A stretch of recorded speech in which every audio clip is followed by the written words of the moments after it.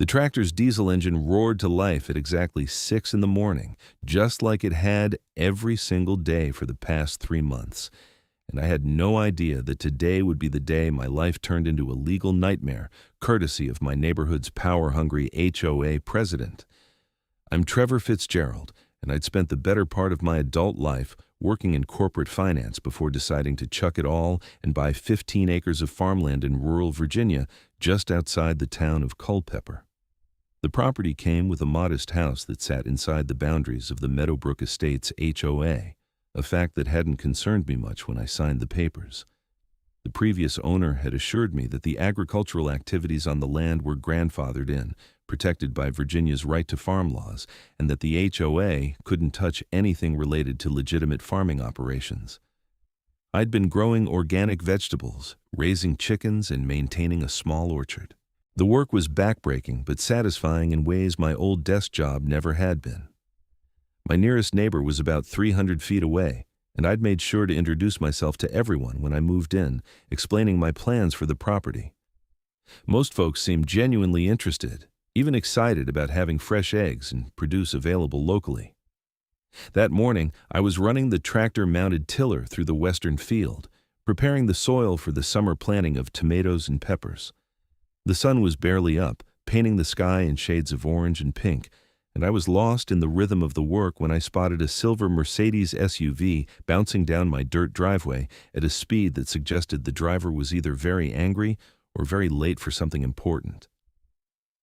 The vehicle came to an abrupt stop about 20 feet from where I was working. I shut down the tractor, pulling off my work gloves as a woman in her mid-40s climbed out of the driver's seat. She was wearing white linen pants and a coral-colored blouse that seemed wildly impractical for a farm visit, and her blonde hair was styled in that particular way that screamed, "I'd like to speak to the manager," from 100 yards away. "Mr. Fitzgerald," she called out, her voice sharp enough to cut glass. "I'm Patricia Worthington, president of the Meadowbrook Estates Homeowners Association. We need to talk immediately." I climbed down from the tractor, trying to keep my expression neutral. "Good morning, Ms. Worthington. What can I do for you?"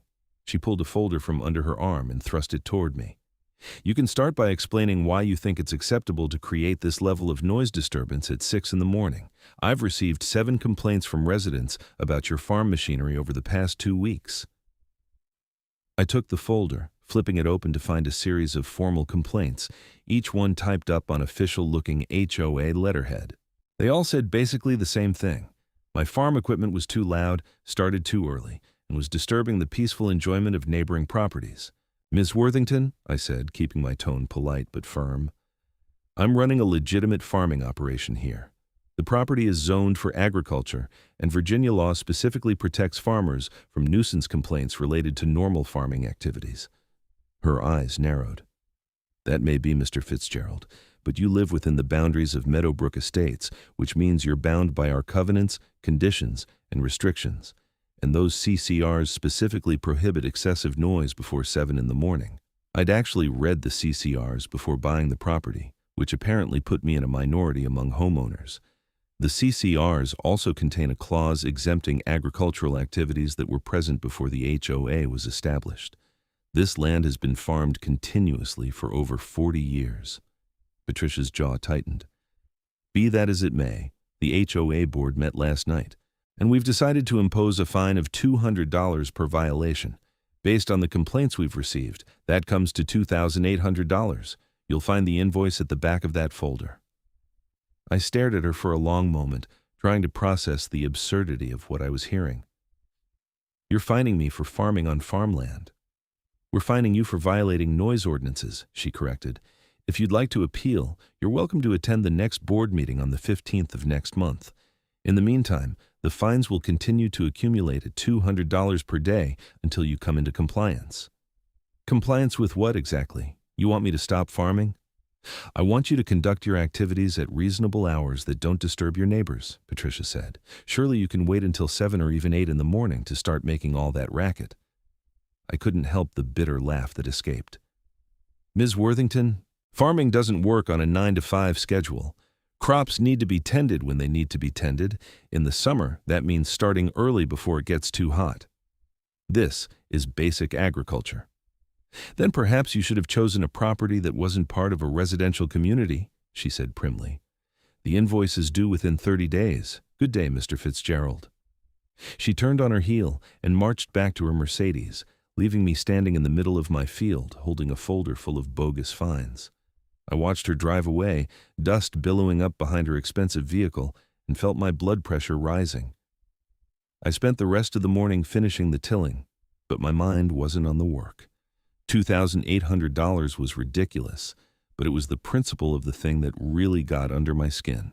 I'd left corporate America specifically to get away from this kind of petty bureaucratic nonsense, and now here it was, showing up on my own property in the form of an HOA president with too much time on her hands. That afternoon, I drove into Culpeper and stopped by the office of Mark Chen, the real estate attorney who'd handled my property purchase. His office was in a converted Victorian house on Main Street, all polished wood floors and tall windows that let in the afternoon light. Mark looked up from his desk when his receptionist showed me in, his expression shifting from welcoming to concerned when he saw my face. "Trevor, what's wrong?" I dropped the folder on his desk. "The HOA is trying to fine me for farming." He picked up the folder, his eyebrows rising as he read through the complaints in the invoice. "Patricia Worthington is still on her power trip, I see." "You know her." "Unfortunately," Mark said with a grimace, "she moved into Meadowbrook Estates about 3 years ago and immediately got herself elected HOA president. Since then, she's been making life miserable for anyone who doesn't maintain their property exactly to her specifications. Last year, she tried to force the Hendersons to repaint their house because she didn't like the shade of blue they'd chosen, even though it was within the approved color palette." "So she has a history of this?" "Oh, definitely. But this is different." He tapped the invoice. "She's going after your agricultural exemption, which is protected under state law. The thing is, Patricia's husband is some kind of corporate lawyer, and she thinks that gives her enough legal knowledge to throw her weight around." "Can she actually enforce these fines?" Mark leaned back in his chair, steepling his fingers. "Technically, HOAs do have the power to levy fines for violations of the CCRs, but here's the thing. Virginia Code Section 3.2300 through 3.2309 provides strong right-to-farm protections. Those protections specifically shield farmers from nuisance lawsuits and local ordinances that would restrict normal farming operations. So she doesn't have a leg to stand on." "Not really, but that doesn't mean she won't try. HOA disputes can get expensive fast, even when you're in the right." He pulled out a legal pad and started making notes. "Tell me exactly what you're doing on the property. What kind of farming activities?" I walked him through my operation: the vegetable gardens, the chicken coop with 40 laying hens, the small orchard of apple and peach trees, and the equipment I used. Most of my machinery is pretty standard stuff: a John Deere tractor, a tiller, a brush hog for keeping the paths clear. Nothing industrial scale.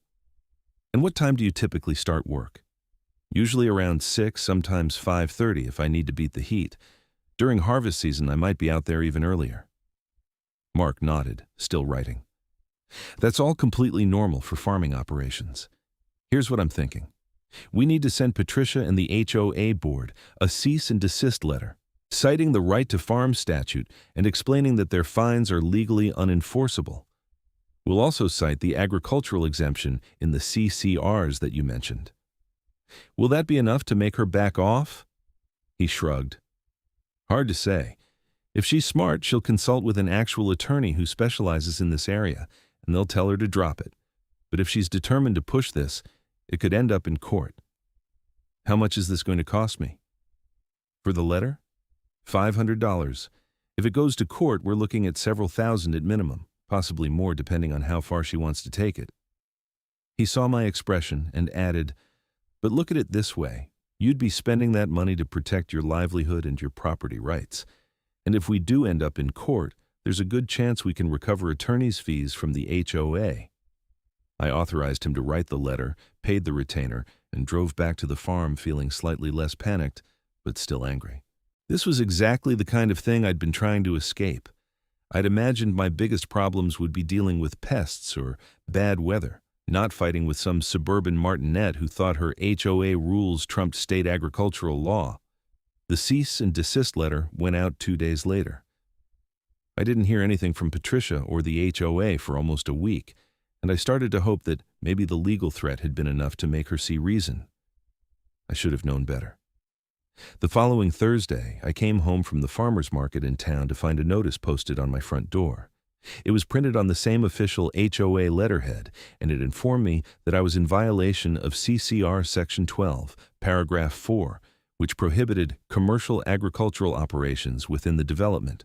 The notice stated that I had 14 days to cease all commercial farming activities or face daily fines of $500. This time, I didn't even try to stay calm. I got in my truck and drove straight to Patricia Worthington's house, which was easy to find because it was the largest, most ostentatious property in the development. It was a brick Georgian-style mansion with white columns and perfectly manicured gardens that probably required a full-time landscaping crew. I rang the doorbell, and Patricia answered wearing yoga pants and a tank top, a wine glass in her hand, even though it was barely 4 in the afternoon. Her expression soured when she saw me. "Mr. Fitzgerald, you can't just show up at my home. You posted a notice on my property without any advance warning," I interrupted. "We're way past the point of polite scheduling. What the hell is this about commercial agriculture being prohibited?" She took a sip of her wine, completely unruffled by my anger. "The CCRs are quite clear. Meadowbrook Estates is a residential community. Commercial operations of any kind are not permitted. I'm selling vegetables and eggs at a farmer's market. That's not a commercial operation. It's small-scale agriculture. There's a huge difference.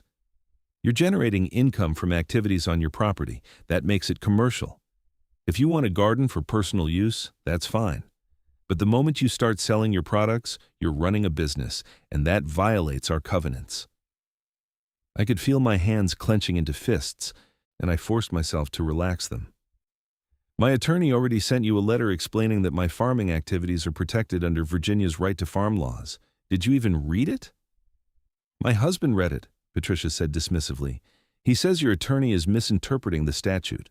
The right to farm law protects established agricultural operations from nuisance complaints, but it doesn't give you the right to run a commercial farm in a residential neighborhood. This land has been farmed continuously for over 40 years.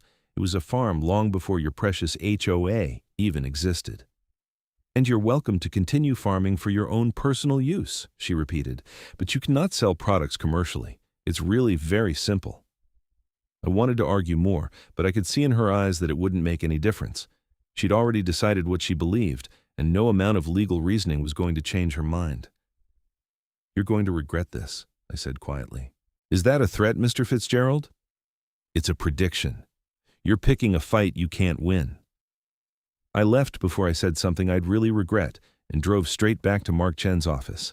This time, I didn't have an appointment, but his receptionist took one look at my face and buzzed him immediately. Mark listened to my recap of the conversation, his expression growing grimmer by the minute. When I finished, he pulled out the HOA's CCRs and started reading through them carefully. "Okay," he said after several minutes, "here's the thing. Patricia's interpretation is completely wrong, but I can see where she's getting it from. Section 12, Paragraph 4 does prohibit commercial operations, but there's an exception in Paragraph 7 that specifically exempts agricultural activities that predated the HOA's formation. So she's just ignoring that part? Either ignoring it or genuinely doesn't understand it. The problem is, she's now doubled down. She's put her interpretation in writing, which means backing down would be admitting she was wrong. People like Patricia don't do that easily." "So what are my options?" Mark drummed his fingers on his desk. "We can request a hearing before the HOA board, but given that Patricia controls the board, that's probably a waste of time. We can file a declaratory judgment action in circuit court, asking the judge to rule that your farming activities are protected. Or we can wait for her to actually try to enforce the fines and then fight it." "How long would a court case take?" "Months at minimum, maybe longer. And in the meantime, she'll keep racking up fines on paper, even if she can't actually collect them." I rubbed my face, feeling exhausted. "What would you do? Honestly?" "I'd go to the board hearing just to get everything on the record, then file for declaratory judgment. The sooner we get in front of a judge, the sooner this gets resolved.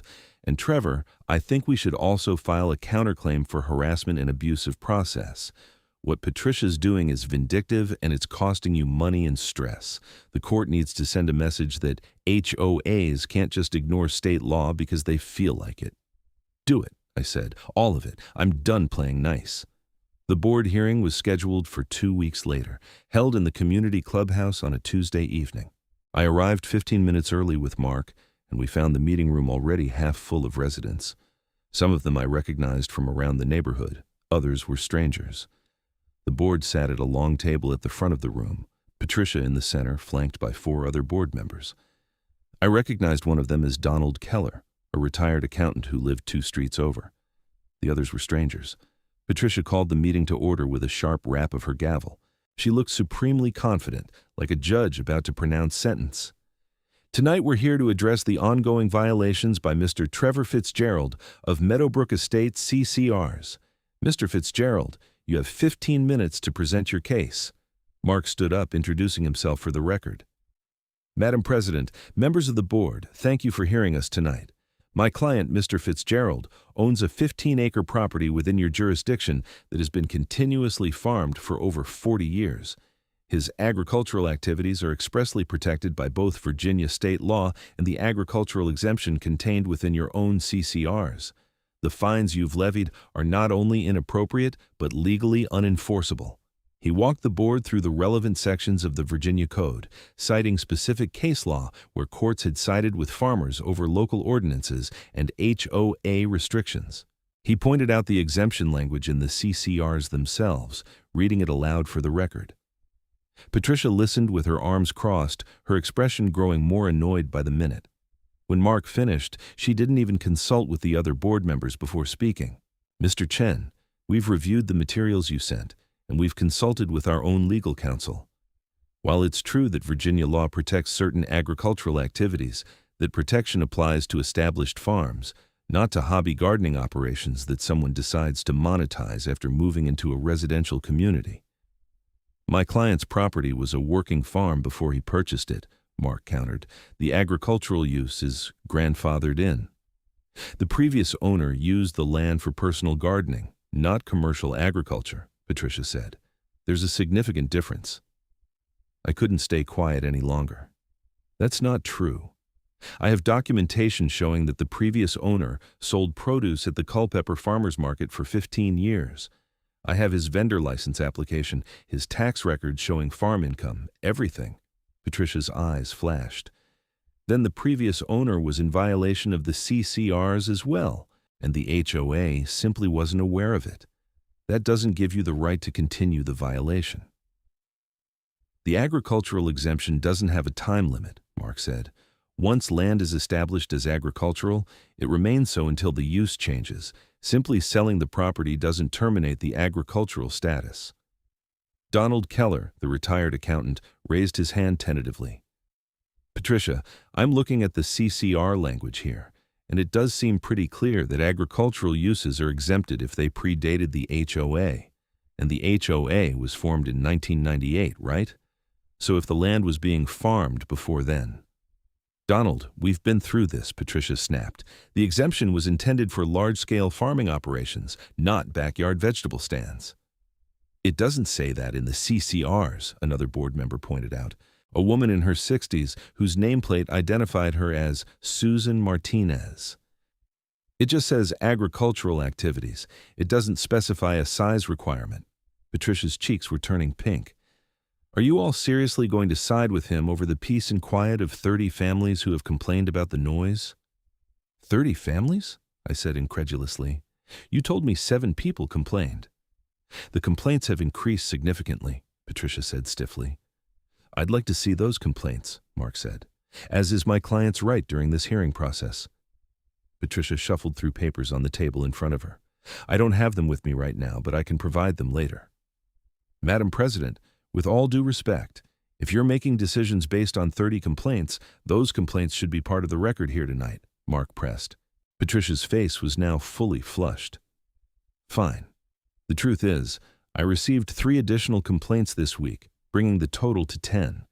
But that's still 10 households whose quality of life is being affected by Mr. Fitzgerald's activities. 10 households out of how many total homes in the development? Mark asked. 142, Susan Martinez supplied. So less than 8% of residents have complained, and you're trying to shut down a legal farming operation based on that? The meeting devolved from there.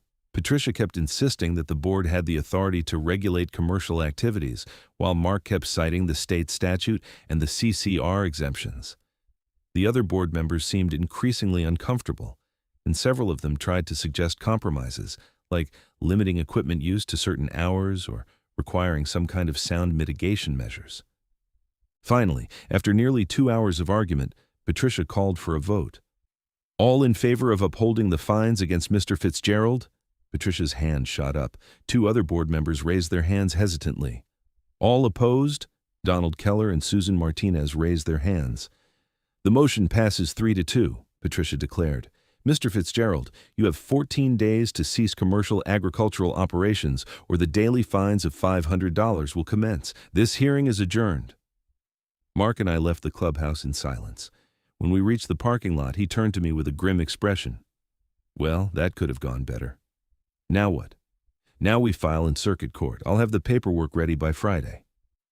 The lawsuit moved forward slowly, grinding through the legal system like grain through a mill. Mark filed a complaint seeking declaratory judgment that my farming activities were protected under Virginia law and the CCRs.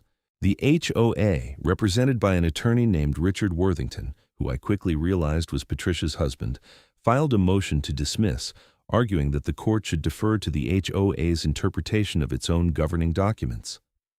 Meanwhile, the HOA continued to send me daily fine notices. I started receiving them by certified mail, each one demanding $500 for that day's violation. I refused to pay any of them, which meant the theoretical debt kept climbing. $500 a day, $3,500 a week, $15,000 a month. The stress was taking a toll. I'd wake up at night worrying about what would happen if the court somehow sided with the HOA. Could they foreclose on my property over unpaid fines? Would I lose everything I'd worked for? But I couldn't stop farming. It wasn't just about the principle anymore, though that mattered. I had customers who depended on me for fresh eggs and organic vegetables. I had contracts with 2 local restaurants who bought my produce. I had 50 tomato plants that needed care and 40 chickens that needed feeding regardless of what Patricia Worthington thought about noise ordinances. So I kept working, kept planning, kept harvesting. And every morning when I fired up the tractor at 6 a.m., I thought about Patricia lying in her mansion a quarter mile away, probably seething at the sound of my diesel engine. 3 months after we filed the lawsuit, we finally got a hearing date before Judge Margaret Sullivan in Culpeper County Circuit Court. Mark had warned me that Judge Sullivan was fair but no nonsense, with little patience for frivolous litigation. The hearing was on a humid morning in early June. The courtroom was old-fashioned, all dark wood paneling and high ceilings, with ceiling fans rotating slowly overhead. I sat next to Mark at the plaintiff's table, while Richard Worthington sat across the aisle with Patricia beside him. Judge Sullivan took the bench precisely at 9 a.m. She was a woman in her early 60s with steel gray hair and sharp eyes behind wire-rimmed glasses. Good morning, counsel. This is the matter of Fitzgerald versus Meadowbrook Estates Homeowners Association. Mr. Chen, this is your motion, so let's start with you. Mark stood and launched into his argument, methodically laying out the protections afforded by Virginia's right to farm statute. He explained how my property had been continuously farmed for decades, how the agricultural use predated the HOA's formation, and how the CCRs themselves contained explicit exemptions for such operations. Your Honor, the HOA's attempt to fine my client for farming on farmland is not only contrary to law, it's absurd. Mr. Fitzgerald is engaged in exactly the kind of agricultural activity that the Virginia legislature sought to protect when it enacted the right to farm statute. He's growing food, raising livestock, and contributing to the local food economy. The HOA's claims that this constitutes a nuisance are simply without merit. Richard Worthington stood when it was his turn, and I was struck by how much he looked like a corporate lawyer. Expensive suit, perfectly styled hair, and an air of smooth confidence that probably played well in boardrooms but felt out of place in this rural courthouse. Your Honor, this case isn't about farming. It's about whether an HOA has the right to enforce its own governing documents. The Meadowbrook Estates CCRs clearly prohibit commercial operations. Mr. Fitzgerald isn't running a personal garden. He's operating a business that generates noise, traffic, and other disturbances that affect the peaceful enjoyment of his neighbors' properties. Counsel, what about the agricultural exemption in the CCRs? Judge Sullivan asked, peering at him over her glasses. That exemption was intended to grandfather in large farming operations that existed before the development, Your Honor. There's no evidence that the previous owner operated a commercial farm at the scale Mr. Fitzgerald is now running. Actually, Your Honor, we have extensive evidence of exactly that, Mark interjected. He passed copies of documents to the judge and to Worthington. These are tax records from the previous owner showing agricultural income dating back 20 years. We also have vendor permits, testimony from other farmers market vendors who worked alongside him, and documentation from the County Agricultural Extension Office. Judge Sullivan reviewed the documents carefully. Mr. Worthington, this evidence seems pretty comprehensive. Your client has been claiming that the previous owner's activities were just personal gardening, but these tax records show farm income going back decades. Richard Worthington's smooth confidence faltered slightly. Your Honor, we weren't aware of this documentation. But even so, the scale of Mr. Fitzgerald's operation exceeds what the previous owner was doing. Do you have evidence of that? Well, the complaints from neighbors have increased significantly. How many complaints, specifically? The judge asked. Richard consulted with Patricia in a whispered conversation. 10 households have filed formal complaints, Your Honor. 10 out of 142 homes in the development? Yes, but... And what time is Mr. Fitzgerald starting his farm operations? 6 a.m., Your Honor, sometimes earlier. Judge Sullivan made a note. And what is the noise ordinance in Culpeper County? Mark spoke up. The county noise ordinance prohibits loud sounds before 7 a.m. on weekdays and 8 a.m. on weekends, Your Honor, but it explicitly exempts agricultural activities, Section 1842 of the County Code. I'm aware of the statute, Counsel, the judge said dryly. She turned back to Richard Worthington. So the county itself has exempted agricultural noise from its ordinances.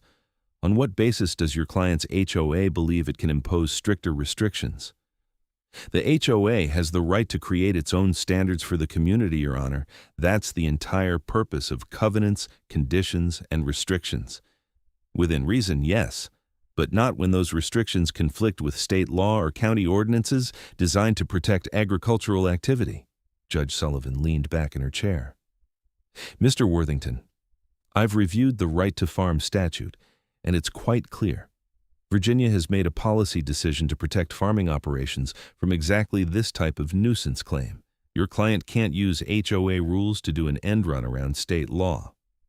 Your Honor, if I may, you may not. I've heard enough. She looked at both attorneys. Here's my ruling. Mr. Fitzgerald's farming operation is clearly protected under Virginia Code Section 3.2300 through 3.2309. The agricultural use of the property predates the HOA and is grandfathered under the CCRs. The HOA's fines are unenforceable and must be rescinded immediately. Relief flooded through me, so intense I felt momentarily dizzy. But Judge Sullivan wasn't done. Furthermore, I'm troubled by the HOA's conduct in this matter. Mr. Worthington, your client levied nearly $90,000 in fines against Mr. Fitzgerald for engaging in legal activity. That's not governance, that's harassment. Patricia's face had gone pale. I'm awarding Mr. Fitzgerald his attorney's fees, which I expect your client to pay within 30 days. I'm also issuing an injunction prohibiting the HOA from any further attempts to fine, restrict, or interfere with Mr. Fitzgerald's agricultural operations. Is that clear? Yes, Your Honor, Richard Worthington said, his voice tight. Mr. Chen, prepare an order consistent with this ruling and submit it to me by the end of the week. Thank you, Your Honor. Judge Sullivan rapped her gavel. We're adjourned. I shook Mark's hand, unable to keep the grin off my face.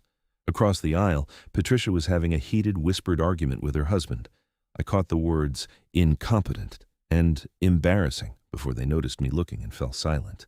Outside the courthouse, Mark and I stood in the sunshine, and I felt like a huge weight had been lifted off my shoulders. "How much do you think the attorney's fees will be?" "Probably around $8,000, Mark said. "The HOA will have to pay that on top of whatever they have already paid Richard for his time. This whole thing probably cost them $20,000 or $30,000, all to lose definitively." "Good," I said with feeling. "Maybe it'll teach them not to mess with people's livelihoods." "Don't count on it," Mark said. "People like Patricia don't learn lessons easily, but at least she can't bother you anymore." I drove home, feeling lighter than I had in months. The fields looked beautiful in the afternoon sun, the tomato plants heavy with green fruit that would be ripening soon, the chickens scratching contentedly in their run. This was my land, my farm, and now it was legally protected. That should have been the end of it. The judge had ruled, the HOA had lost, and I could get back to farming in peace. But Patricia Worthington wasn't done with me yet. 2 weeks after the court hearing, I noticed something odd. Several of my tomato plants in the western field were wilting, their leaves turning yellow and curling at the edges. At first, I thought it might be a disease, but the pattern was strange. Only plants in certain rows were affected, and they were all in the section of the field closest to the property line I shared with the HOA common area. I tested the soil and found elevated levels of salt and chlorine, consistent with someone dumping bleach or salt water on the plants. Someone was sabotaging my crops. I installed trail cameras in the fields that night, positioning them to cover the vulnerable areas. Sure enough, the next evening around midnight, the cameras captured a figure in dark clothing approaching from the common area and pouring something on my plants from a large container. The footage was grainy and the person's face wasn't visible, but the build and movements looked female. I had my suspicions about who it might be, but suspicions weren't proof. I called Mark the next morning and showed him the footage. He watched it 3 times, his expression growing darker. "Trevor, this is criminal mischief at minimum, possibly agricultural sabotage depending on the damage amount. You need to report this to the police." "Will they take it seriously?" "They'd better. Tampering with crops is a felony in Virginia if the damage exceeds $1,000. I drove to the Culpeper County Sheriff's Office and filed a report with Deputy Rachel Morrison. She was a woman in her 30s with no-nonsense demeanor, and she took the complaint seriously, watching the camera footage carefully. "Do you have any idea who might have done this?" she asked. "I have a theory, but I don't want to make accusations without proof." "What's your theory?" I explained the situation with the HOA, the court case, and Patricia's obvious anger at losing. Deputy Morrison's eyebrows rose progressively higher as I talked. "So you think the HOA president is sneaking onto your property in the middle of the night to kill your crops?" "I think it's possible. But like I said, I can't prove it from this footage." "Leave it with me," she said.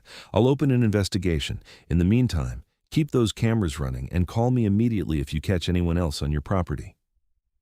I left the sheriff's office feeling vindicated but also worried. If Patricia was willing to commit crimes to get back at me, how far would she go? I got my answer 3 nights later. I was awakened around 2 a.m. by the sound of my chickens squawking in distress. I grabbed a flashlight and ran outside in my pajamas, my heart pounding. The chicken coop door was open, and several of the birds were running loose in the yard, clearly panicked. I did a quick count and realized with a sinking feeling that at least 10 chickens were missing. Then I saw her. Patricia Worthington was standing near the tree line, her blonde hair unmistakable even in the darkness. When my flashlight beam hit her, she turned and ran toward the woods. "Stop!" I shouted, running after her. "The police are on their way!" I was bluffing about the police, but she didn't know that. She made it about 20 feet before tripping over a root and falling hard. I heard her cry out in pain. By the time I reached her, she was trying to get up, cradling her left wrist. "Don't touch me," she hissed. "I'll sue you for assault." "You broke into my chicken coop," I said, keeping the flashlight trained on her. "I'm making a citizen's arrest for trespassing and theft. Now stay down while I call the real police." I dialed 911 with my free hand, never taking my eyes off Patricia. She sat on the ground, crying and cursing, her expensive athletic wear covered in mud and leaves. Deputy Morrison arrived within 15 minutes, along with another officer. They took statements from both of us, and Patricia's story fell apart almost immediately. She claimed she'd been out for a late-night walk and had heard distressed animals, so she'd come to investigate. But she couldn't explain how she'd ended up on my property, or why my chickens were missing, or why she'd run when I spotted her. The deputies found a burlap sack near the coop containing 3 of my hens, apparently chickens she'd been in the process of stealing when the others escaped and started making noise. Ms. Worthington, I'm placing you under arrest for trespassing, theft, and destruction of agricultural property, Deputy Morrison said, pulling out handcuffs. You have the right to remain silent. Watching Patricia get handcuffed in my front yard while sitting in the mud with mascara running down her face was one of the most satisfying moments of my life. The deputies loaded her into the patrol car and drove away, leaving me to round up my terrified chickens. It took me until dawn to get all the birds back in their coop, minus the 3 that Patricia had apparently released before I caught her. I found 2 of them later that day hiding in the orchard, but the 3rd was never recovered, probably taken by a fox or coyote. The story spread through Meadowbrook Estates like wildfire. By noon, everyone in the development knew that their HOA president had been arrested for trying to steal chickens. My phone started ringing with calls from neighbors, some apologizing for not speaking up against Patricia earlier, others asking if I was okay, a few offering to testify about her increasingly erratic behavior over the past few months. Donald Keller, the retired accountant from the HOA board, stopped by that afternoon. Trevor, I want to apologize on behalf of the board. We should have stood up to Patricia more firmly. She's been getting worse for a while now, more controlling, more aggressive, but none of us thought she'd do something like this. It's not your fault, I said, though part of me did blame the board for enabling her for so long. The board met in emergency session this morning, Donald continued. We've voted unanimously to remove Patricia as president and to ask for her resignation from the board entirely. Susan Martinez is taking over as interim president. Good. We're also going to issue a formal apology to you and rescind all the fines, not just because the court ordered it, but because it's the right thing to do. What Patricia did to you was wrong, and the HOA should never have let it get that far. I shook his hand. I appreciate that, Donald. Patricia's criminal case moved forward quickly. She was charged with criminal trespassing, petite larceny for the stolen chickens, and felony destruction of agricultural property for the damaged crops. The prosecution valued the crop damage at just over $1,500, pushing it into felony territory. Her husband, Richard, tried to get the charges reduced, arguing that Patricia had been under extreme stress and hadn't been thinking clearly. But the prosecutor, a sharp woman named Jennifer Blake, wasn't buying it. Your client engaged in a calculated campaign of harassment and destruction, she told the judge at the arraignment. She poisoned crops, stole livestock, and trespassed repeatedly on Mr. Fitzgerald's property. This wasn't a momentary lapse in judgment. This was ongoing criminal conduct. Patricia pleaded not guilty, and the case was set for trial. But 2 weeks before the trial date, Richard came to me through Mark Chen with a plea deal proposal. Patricia would plead guilty to misdemeanor trespassing and destruction of property, pay full restitution for the damaged crops and stolen chicken, perform 200 hours of community service, and agree to a restraining order keeping her away from my property. In exchange, the felony charge would be dropped. What do you think? Mark asked me. It's your call. I thought about it for a long time. Part of me wanted to see Patricia face the full consequences of her actions. But another part of me just wanted this whole mess to be over so I could get back to farming in peace. I'll agree to it on one condition, I said. She has to resign from the HOA board entirely and permanently. She can never hold a position of authority in Meadowbrook Estates again. Mark relayed the condition, and Richard agreed immediately. Patricia signed the plea agreement, and the judge accepted it. She was sentenced to a year of supervised probation, the community service hours, and ordered to pay me $3,000 in restitution, covering my damaged crops, the stolen chicken, and the cost of additional security measures I'd installed. The restraining order was set for 3 years. On the day Patricia came to deliver the restitution check, she looked like a shadow of her former self. The perfectly styled hair was pulled back in a simple ponytail, the expensive clothes replaced with jeans and a plain t-shirt. She handed me the check without making eye contact. I'm sorry, she said quietly. I was wrong. about all of it. I almost didn't accept the apology, but then I thought about how miserable she must have been to let her anger drive her to criminal acts, how much damage she'd done to her own life in her quest to control mine. "I accept your apology," I said. "I hope you get some help, Patricia." She nodded and left without another word. I never saw her again. I heard through the neighborhood grapevine that she and Richard divorced about 6 months later, and she moved out of state. Susan Martinez turned out to be an excellent HOA president. One of her first acts was to organize a community meeting where she proposed amending the CCRs to make the agricultural exemption even clearer and more explicit. The amendment passed with overwhelming support. Susan also started a community garden program on the HOA common land, and she asked me to serve as an advisor. I helped dozens of my neighbors learn how to grow their own vegetables, and several of them became regular customers at my farmer's market stand. The following spring, I expanded my operation, adding a small greenhouse and doubling my laying hen flock to 80 birds. The tractor still fired up at 6 a.m. most mornings, but now instead of complaints, I sometimes got waves from neighbors out for early walks. I hired my first employee that summer, a recent agricultural college graduate named Diana Greenwood, who wanted hands-on farming experience. She was smart, hardworking, and passionate about sustainable agriculture. Having help meant I could take on more projects, including a small apiary that produced honey we sold alongside the vegetables and eggs. One morning about a year after the whole ordeal ended, I was working in the greenhouse when Donald Keller stopped by. He'd become a regular customer and something of a friend. "Got a minute?" he asked. "Sure, what's up?" "I wanted to let you know that the HOA is formally recognizing your farm as a community asset. We're going to include information about it in all the new resident packets, promoting it as one of the amenities of living in Meadowbrook Estates." I had to laugh. From public nuisance to community amenity, that's quite a turnaround. Well, people appreciate having access to local, fresh food. And honestly, I think a lot of folks realized during your fight with Patricia that they'd been taking you for granted. You're not just a farmer, Trevor. You're part of what makes this community special.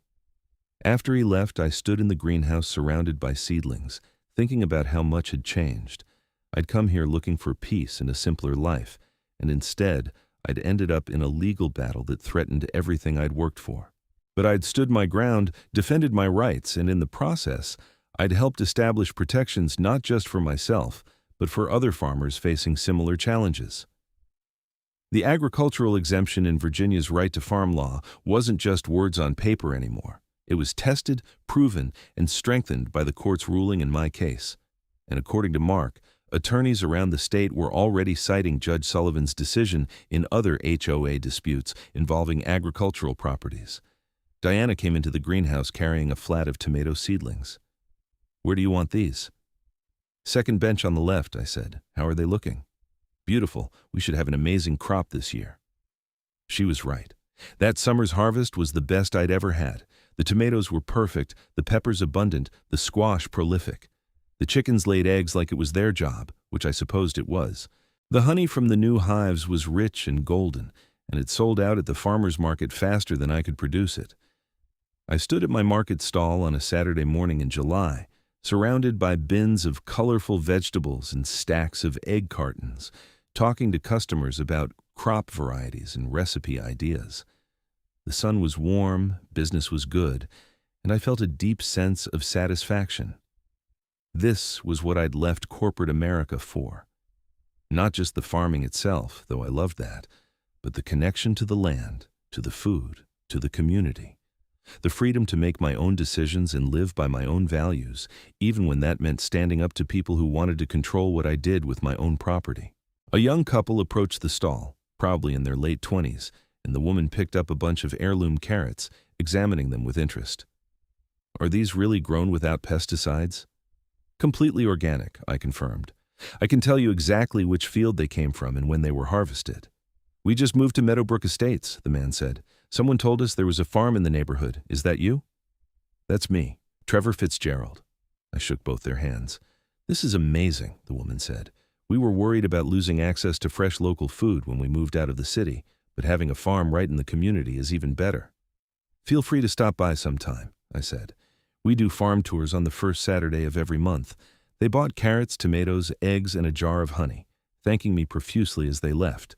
I watched them go, then turned to help the next customer, a familiar face from the neighborhood who wanted her usual dozen eggs and whatever greens looked freshest. Later that afternoon, back at the farm, I walked the fields checking on the various crops. The corn was getting tall, the beans were climbing their poles, and the late-season lettuce was just about ready to harvest. Everything was thriving.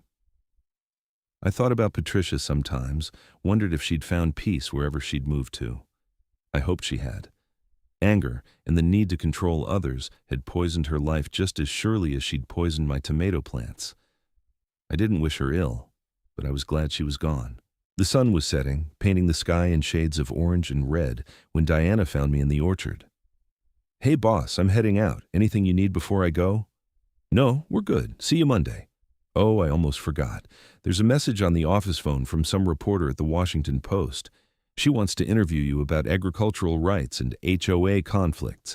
She said Judge Sullivan's ruling in your case is being cited in similar disputes across the country." I made a mental note to call the reporter back. If my experience could help other farmers protect their land and livelihoods, then maybe all the stress and legal bills had been worth it. As I walked back to the house, I passed the chicken coop where all 80 hens were settling in for the night, making soft clucking sounds.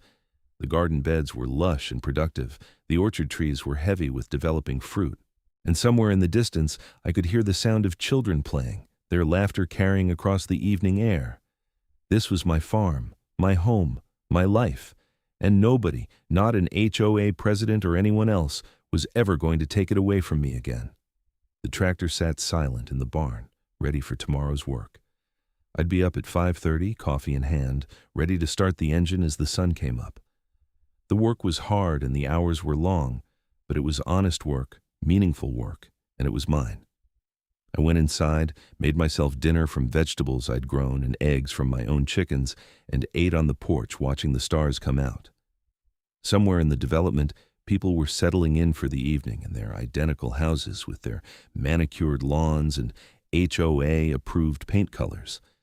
And here I was on my 15 acres, dirt under my fingernails and satisfaction in my heart, exactly where I belonged. The right to farm law had protected my livelihood, the courts had vindicated my rights, and the community had ultimately embraced what I was doing. It wasn't the peaceful, conflict-free life I'd imagined when I left the corporate world, but it was real and it was mine. And that was enough. In the end, Patricia's attempts to silence my farm machinery had failed completely. The agricultural exemption had done exactly what it was designed to do: protect working farms from unreasonable restrictions imposed by people who didn't understand or value agriculture. Judge Sullivan's ruling had made that crystal clear, and the legal precedent would help other farmers for years to come.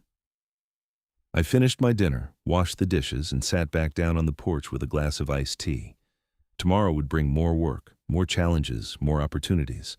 But tonight, I just sat and listened to the sounds of my farm, the gentle clucking of chickens, the rustle of wind through the corn, the distant bark of a neighbor's dog. These were the sounds of a working farm, protected by law and embraced by community. And if tomorrow morning my tractor engine woke someone up at 6 a.m., well, that was just the sound of agriculture, as American and as legal as it gets.